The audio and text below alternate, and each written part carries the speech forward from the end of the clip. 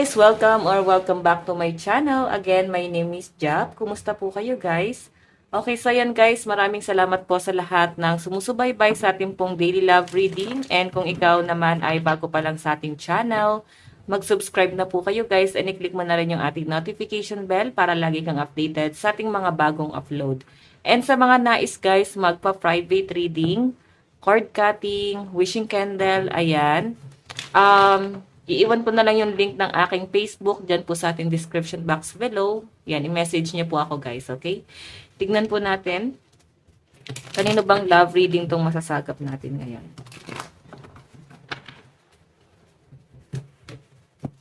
Love reading. Kanino tong love reading? Meron tayong the sun. So, I think guys, meron kayong anak na tong taong to.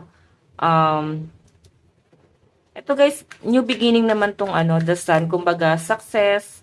Siguro successful naman talaga yung successful kayo parehas or meron kayong magandang profession, magandang plano sa buhay. Yung iba sa inyo guys, ayan, baka masaya kayo no nagkaroon kayo ng anak. Alam mo 'yon. So tingnan pa natin ha. The sun kasi guys, ang ganda nito as in fulfillment po itong the sun. Oh. Sorry, reverse. Oh my God. Sige, naka-reverse.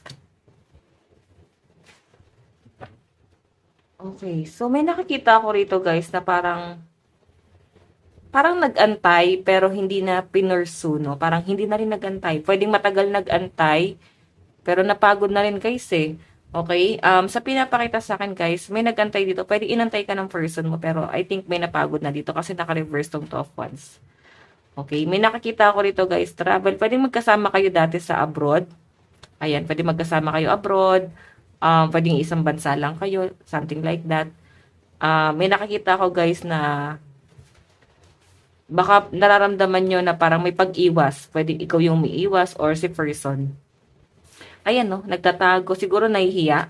Kasi may nakakita ako guys parang umiiwas or parang, ano ba to, boss nyo ba to?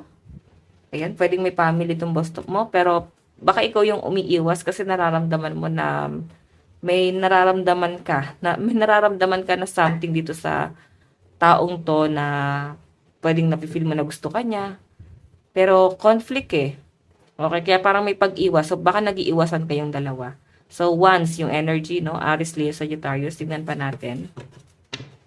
Ito yung energy ni person. Nararamdaman pa yun.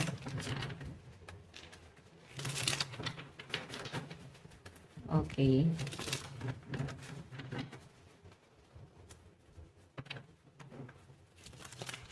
Nararamdaman sa'yo.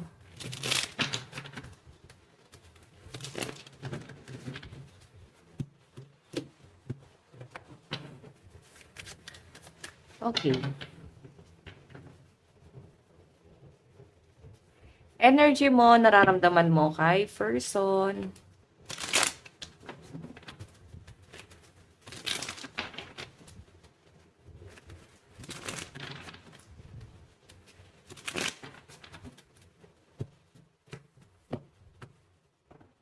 Okay.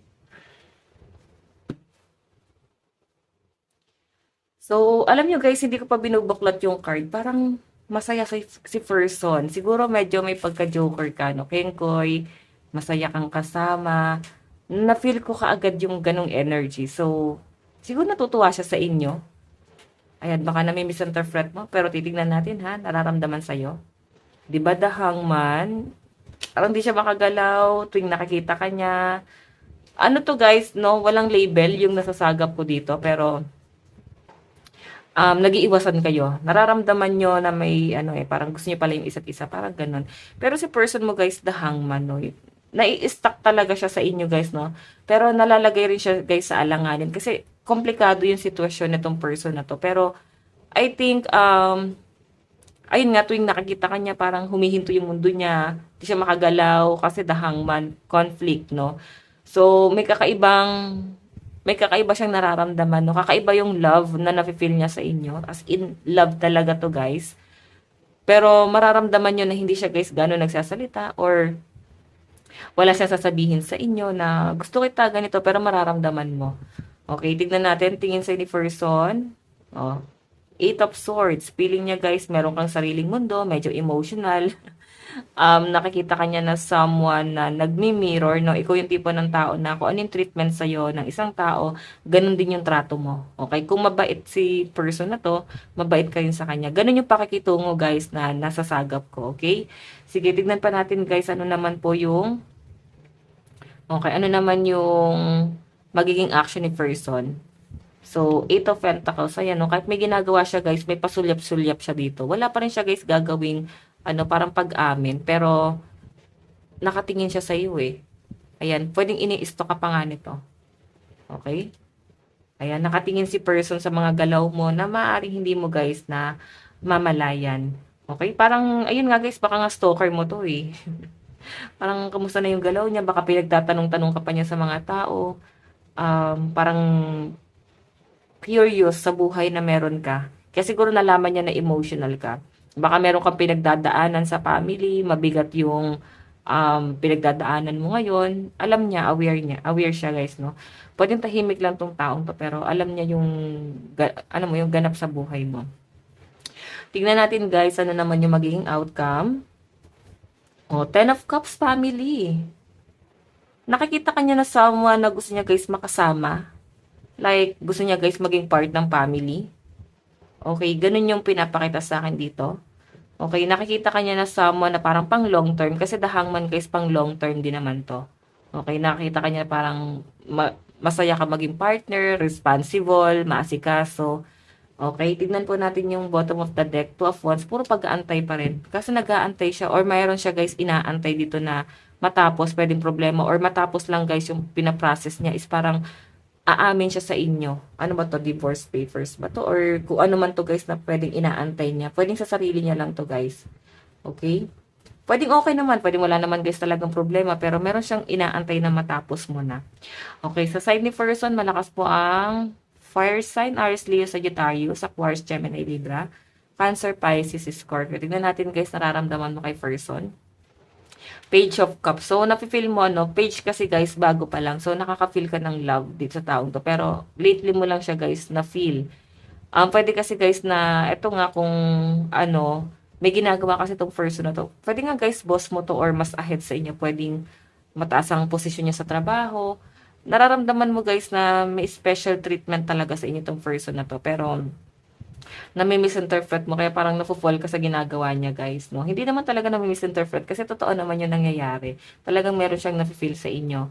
Tignan natin, tingin mo sa kanya. O, tingin mo sa kanya ba't parang nai-stuck siya ganito? Nararamdaman niya sa'yo. Ganun din, no? Malakas yung pakiramdam mo na, ba't parang nagfi-freeze siya? Bakit parang wala siyang galaw? May something sa kanya nakakaiba. Nararamdaman mo na medyo weird talaga tong person na to, no? Siguro may pag-iwas kasing ginagawa. So, parang ang weird. Alam mo yon yung pag-iwas na ginagawa niya, guys. Alam mo yun, parang halata eh. Halata talaga na parang may gusto eh. Tignan natin, guys, ano naman yung action mo. Page of Wands. Ayan. So, tuloy-tuloy ka lang, parang tuloy-tuloy ka lang sa ginagawa mo. Focus ka lang sa goal mo. Kasi, ayaw mo, guys, maging ano eh, parang maging bias dun sa nararamdaman mo na baka mali ka, parang baka mali yung nararamdaman mo. So, ayaw mo lang mag-focus dun sa pakiramdam na yun. So, nakikita ko sa inyo guys, mas nagpo-focus ka sa pera mo, sa stability. Yan yung mas pinagtutuunan mo ng pansin, okay? So, tignan natin guys, ano naman yung outcome. So, Queen of Cups, isa kang princess, guys. Napakahaba ng hair. Siguro aamin din talaga tong person na to sa inyo. Kasi parang, ano siya kapaan parang ano ba tawag doon? Taguan ng feelings. Pero stalker mo tong taong to, guys, no? Hindi ka aware na alam niya na kung ano yung ganap sa buhay mo. So, sa nakikita ko, guys, ayan, babawian mo rin yung person na to sa pagiging caring niya sa inyo. So, ikaw, ganun din yung gagawin mo sa kanya. Magiging caring ka rin hanggang sa para bang mahuhulog na kayo, guys, sa isa't isa. So, parang, doon pa lang, guys, magsisimula. Five of Wands, ito, parang naguguluhan ka. Oh, kaya naman pala. Alam mo, magaan yung pakiramdam mo sa trabaho. Ang nagiging problema mo, guys, is yung family mo. I think meron kang family problem. Ayan o. Ang gulo.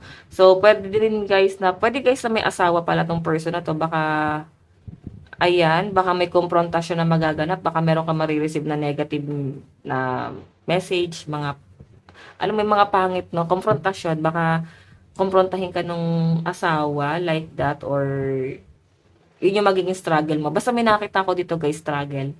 Okay, ito may communication eh. O yung iba sa inyo guys, pwedeng problema sa family mo or pwedeng sa side ni person. Okay, tingnan natin guys na napatungo to. So, malakas po yung fire sign. Aries, Leo, Sagittarius, Cancer, Pisces, Scorpio sa side mo. Okay? Ayan. Aquarius, Gemini, Libra. Tignan pa natin. So, napatungo yung relationship. O, di ba wedding? Ipaglalaban to guys, no? Parang sa kasalan din ng bagsak. Oh, Page of Swords. Pero ikaw parang nag-alangan ka pa talaga nung una. Hindi ka pa guys decidido sa nararamdaman mo. Pero I think dahil nga mahal mo siya, may plano siya sa iyo, is parang ilalaban mo na rin to guys. Parang nandun ka na rin sa point na hindi mo na rin siya guys kayang mawala, no? Ang nagiging toxic dito guys or magiging hadlang is family or pwedeng culture. Pwedeng foreigner tong person na to, no? Yun yung magiging problema yung dalawa, yung kultura. Okay, pwede guys na ano ba to? Alam niyo parang arranged marriage, baka yung person na kadil mo is nakatadhana na sa iba, like arranged marriage na nga guys, no? Okay, tingnan natin mensahe ng person mo. Yan, malakas yung air sign at saka fire sign, yung Aries, Leo, Sagittarius, Aquarius, Gemini, Libra. Okay, a little bit of earth sign, Capricorn, Taurus, Virgo. May nasasagap akong ganun pero sobrang konti lang ito. Ito Pentacles sa side ni person, no? Capricorn, Taurus, Virgo.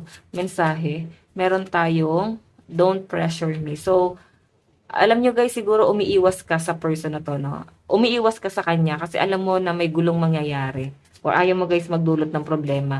Pero nape-pressure yung person mo kasi parang wala siya, hindi niya alam guys kung ano pipiliin niya. Gustong gusto ka niya. Ikaw yung gusto niyang piliin pero pamilya na guys yung kalaban. Parang ganon. Message, do you miss me the way I miss you? So, siguro malayo ka na sa kanya. Okay? At miss na miss ka na itong taong to. Meron tayong you have to be patient. So, kailangan daw guys, habaan mo muna yung pasensya mo. Okay? Habaan mo muna yung pasensya mo kasi meron naman talaga siya guys gagawin para sa relasyon yung dalawa. Are you thinking about me? Baka wala kayo guys communication. Kaya siguro nag-aantay siya rito. Iniisip-isip ka ng taong to guys. Okay? So guys, ito lang po ang inyong daily love reading. Bukas po ulit. God bless and love you all. Bye-bye.